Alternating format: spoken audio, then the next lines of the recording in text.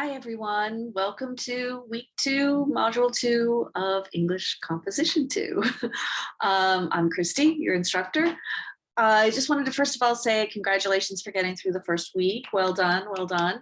I really enjoyed getting to know everyone, and a lot of you really responded thoughtfully when it comes to your thoughts about issues of DEI. It looks like there's going to be some really good topics. If you haven't thought of a topic yet and you feel like you're still struggling, you can email me with things that you're thinking about, and I can tell you if that seems like it would work or not. So please do that if you're still confused or you still don't know, because you should have some idea of what you'll be writing about this week for this upcoming assignment. So of course you're going to be doing some readings this week. This is the list of activities that you have. You're going to be watching a couple of videos.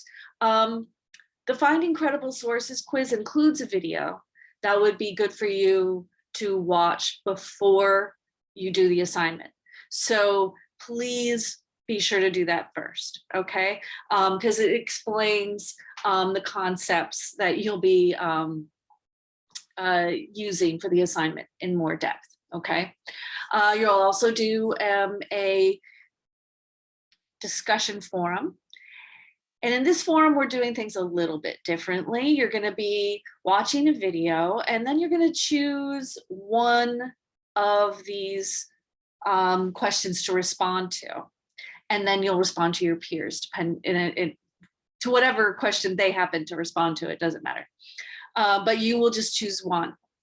I want to remind you that in this class discussion forums, your initial post has to be posted by Wednesday at 11:59, and then you should go back periodically and continue your conversation with your peers. I really want to see active conversations. I want to see you going back and seeing what your peer wrote to you, and then you responding to that person again, because that's the purpose of having a discussion forum, right? Discussion forums are supposed to help you create a community in the classroom, help you get to know your peers as classmates, just like you would if you were in a regular classroom. So I really want to see you taking your participation in these discussion forums, bringing it up a notch, okay? So that you're not just doing them all on one night at the end of the week and trying to rush your responses. So just keep that in mind. First initial prompt, your answer should be in, your response should be in by Wednesday, and then you'll finish up the entire participation by that Sunday. I do have a rubric. I'm not sure if you can see it here. If you have trouble finding the rubric when you're looking at it later, let me know, and I can make sure that everybody can see that, because I think that'll help you a lot. I'm not looking at the student view right now, so you may want to see if you can see it there. Okay, and I also have information here that you can click on, important information about discussion forum posts, just reminding you to really engage with your peers on this. Don't just say, hey, great post, I agree. You want to have more, you want to say more to your peer. You want to have this be a real communication with someone else, okay? So just read what your peer says really carefully and respond in a meaningful way. But read that information, click on that link and go ahead and read that information if you haven't already, so you know the kinds of responses I'll be expecting in this class. Okay, so you're going to be doing a source evaluation assignment, okay? And these are the instructions. Basically, you're going to find two sources. Here it says at the beginning, one website and one print source. But you don't need to have one of each. You can just choose one. So if you happen to have two print sources that you want to talk about, that's fine. If you have two web sources, that's also fine. I want to remind you that you should avoid .com websites unless it's a reputable newspaper or other kinds of reputable news source. As in, when I say reputable, I mean something that is nationally known or internationally known, not like the Marietta Times or something like that, just because that's too local, okay? So try to avoid .com websites. you can use .org, but you have to avoid Wikipedia and .gov. The best thing for you to do also is to watch the video that I mentioned that goes with the quiz, because in that video, she talks about ways of using Google Scholar, Google search to find strong sources. So pay attention to that, because you may be able to find some that way as well. So whatever style of citation you're planning to use for your essay, remember MLA is for topics in the humanities and the arts, but there are other, like if you were going to write about education or something having to do with government policy or something, it would be fine to go with the MLA. APA is usually always used for anything in the sciences. So if you're talking about a health related issue, you'd want to use APA. So if you ever have questions about, if your topic is MLA or APA, please ask, because I can give you an answer to that. And knowing that this week will be helpful to you. So for each citation, depending on which source which kind of citation you're using, you'll include a full citation for each of the 2 sources that you write about for this assignment. So if it's MLA, then you'll have an MLA full citation for each source. Now remember, no matter which kind of style of citation you're using, it's never enough to just give me the URL. If you just give me a link to the article, that's not enough. Okay, not in this class, because you're supposed to learn how to cite your sources. So you need to avoid that, okay? And then you're going to be learning in that video as well about the CRAP test. So basically you're going to be writing about each of these. And if you want, probably the best way to do it is to write 5 brief paragraphs about each source, where you're discussing whether or not it's current, whether or not the information is relevant. So we see relevance there. Authority, who's writing this essay? Are they an expert in the field? Because that's going to be very important.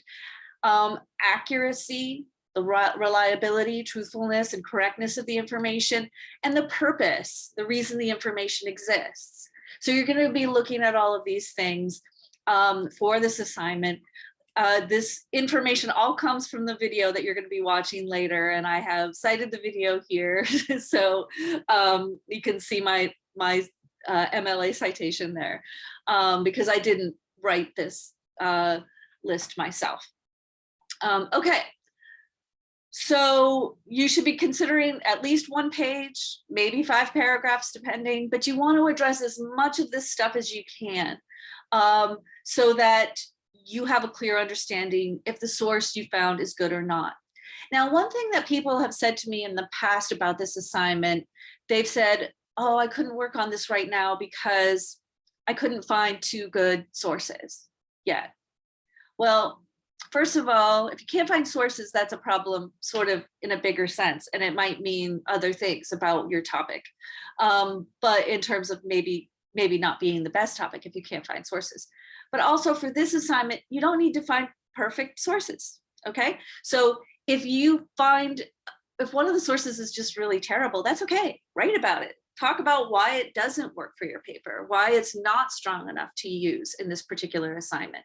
So, if 1 or 2 or both, if 1 or both of them are not strong sources, as long as you're telling me that and why you think they're not strong sources and why you came to that conclusion, that's fine too, right? It'd be great if you found 2 good sources, because then you could use them for other assignments going forward.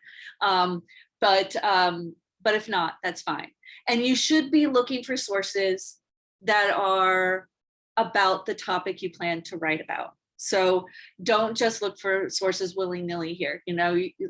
Be mindful. Think about what you're going to be writing about, the argument that you think you're going to be making at this point, and look for sources that support that.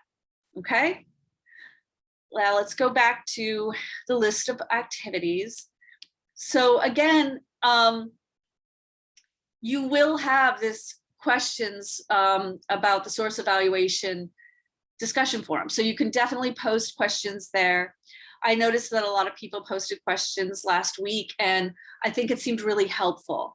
It probably would be even more helpful if you read through the forum before you posted your own question, because sometimes some of those questions have been answered already. So it might be helpful to know that going in.